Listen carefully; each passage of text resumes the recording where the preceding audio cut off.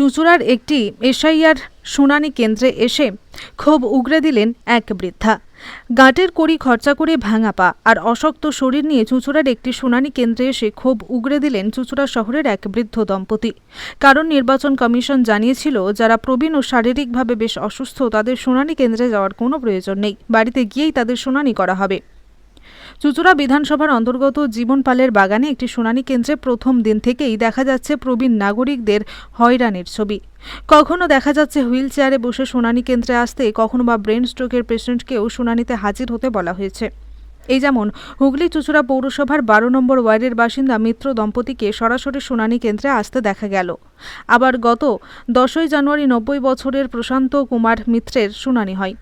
আজ তার 77 বছর বয়সী স্ত্রী শিখা মিত্রের শুনানির দিন। বয়সের ভারে লাঠি এখন সাহারা, বৃদ্ধের 2 পা ভাঙা, ক্রাচ নিয়ে হাঁটতে হয়, এক প্রকার কানেও শুনতে পান না। এহেন প্রতিকূল পরিস্থিতিতে শুনানি কেন্দ্রে আসতে হয়েছে। এ প্রসঙ্গে বৃদ্ধা শিখা মিত্র বলেন, জীবনে এত বিরক্ত আগে কোনোদিনও হয়নি। তারা বলছে, ভোটার না হলে ব্যাংক বন্ধ হয়ে যাবে, পেনশন পাবো না। আমরা কি অন্য দেশ থেকে এসেছি? আমাদের 7 পুরুষ একই জায়গায় বসবাস করছে, এরপরেও কেন হয়রানি? এতদিন তো দিব্যি ভোট দিয়েছি, কোনো অসুবিধা হয়নি। এখন শুনানিতে ডেকে হয়রান করছে। 600 টাকা করে টোটো ভাড়া কি করে দেব? হুগলি থেকে আব্দুল গফফারের রিপোর্ট, নতুন পেগাম। আপনাদের তো বলা হয়েছিল যে শুনানি এখানে আসতে হবে না, বয়স্ক মানুষদের এরকম আমাকে এরকম কিছু বলা হয়নি। আপনার বিএলও আপনার সাথে যোগাযোগ করেনি? আমার যোগাযোগ করে বলেছে 2:30 অবধি থাকবো, আপনি কিন্তু তার মধ্যে ঢুকবেন। কটা দিয়ে টাইম আপনার? 12টা থেকে। কোথা থেকে আসছেন? আমি থাকি এইখানেই কাছাকাছি, কিন্তু আমি এখন আছি চন্দননগরে।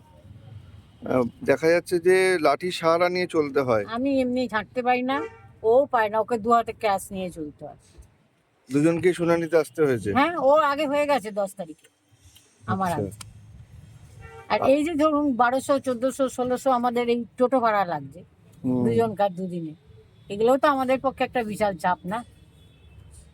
কিন্তু এরকম একটা সার্কুলার বেরিয়েছিল, যেটা আপনারাও শুনেছেন হয়তো, যে যারা 60 ঊর্ধ্ব 80 ঊর্ধ্ব তাদেরকে আসতে হবে না, যাদের শারীরিক অবস্থা খারাপ। কই শুনিনি তো আমরা, সেরকম কেউ বলেও নি।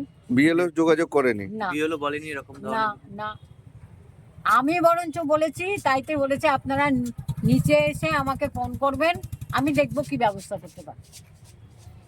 না, ওরটা ওনারা নিচে এসে করে গেছিলেন, এবং আমাকেও বলেছেন যে আপনিও এসে আমাদের ফোন করবেন, আমি দেখছি কি করব। কিন্তু শুনানি কেন্দ্রে আসতেই হবে, এরকমই বলে। আসতে হবে। এই যে নির্বাচন কমিশনের একটা মানে হুইপ জারি, হুম। কি বলবেন এই যে হুইপ জারি? আপনার তো কষ্ট হচ্ছে। হ্যাঁ, একদম প্রচন্ড কষ্ট, বিরক্ত হচ্ছি, সবচেয়ে বড় কথা। এর থেকে বিরক্ত জীবনে কোনো কিছু তো হয়নি, কিন্তু তবু আসতে হলো, কারণ তারা থ্রেট দিয়ে রেখেছেন ব্যাংক অ্যাকাউন্ট বন্ধ হয়ে যাবে, পেনশন বন্ধ হয়ে যাবে, যাবতীয় সুযোগ সুবিধা থেকে আমরা এই বুড়ো বয়সে বঞ্চিত। এই মতো অবস্থায় আমরা না এসে কি করতে পারি? কি সমস্যা হয়েছে? কাগজে কেন ডেকেছে আপনার? আমার সমস্যা কোনোই নেই, বরাবর ভোট দিয়েছি, লিস্টেও নাম আছে। একটা লাস্টে 22-এ দেখেছিলাম আমাদের দুজনকার নাম দুটো ঘরে পড়ে গেছে, বুঝেছেন? 80, 81 দুটো ইয়েতে পড়েছে, কিন্তু বুথ একই ছিল, ঘর দুটো আলাদা ছিল। এছাড়া আজ অব্দি কোনো কিছু নিয়ে কোনো কমপ্লেন নেই। এটা আমরা লোকাল নেতা হোতা সবাইকেই বলেছিলাম। বললো নির্বাচন কমিশনের আওতে তো প্রধানমন্ত্রীও পড়ে না, অতএব আমাদের কাছে বলে মানে এই নির্বাচন কমিশনের ভুল, হ্যাঁ, তার জন্য আপনাদের আমাদের এই শাস্তিটা ভোগ করতে। কি কি নথি আনতে হলো? সব আপনাদের যা যা আছে মিনিমাম 5টা দিতে হবে। আচ্ছা।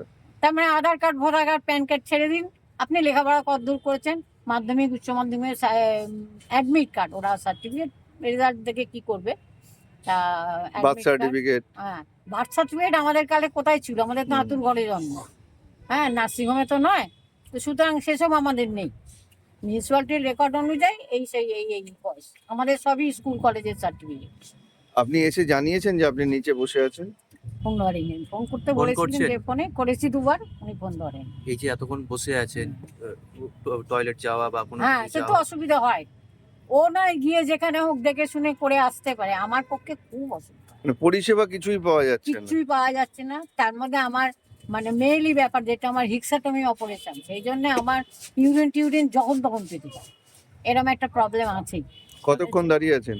আমি এসেছি তা 8 ঘন্টার উপর হয়ে গেল না দাদা? 11টা 11টা। মানে এখন কতক্ষণ দাঁড়াবেন সেটাও বলতে পারছি সে তো ওনাকে তো ফোনে পাচ্ছি না। উনি বলেছেন ফোনে এসে আমাকে ফোন করবেন এখানে এসে, আমি আপনার কি ব্যবস্থা করা যায় দেখব। কিন্তু ফোন তুলছেন না। ফোন তোলেননি, ফোন ধরেনি। কত বয়স এখন আপনার? আমার এখন 77। 70। কি নাম আপনার? শিখা মিত্র। শিখা মিত্র। নমস্কার, আমি এনাদের কাছে আনুন তাহলেই তো ভালো হয়। আমি এই দুটো বয়স্ক মানুষকে এনেছি। আমি এই বিষয়ে বলতে চাই যে এনারা যদি, এই অফিসাররা যদি ওনাদের বাড়িতে গিয়ে এই কাজগুলো করতো খুবই ভালো হতো।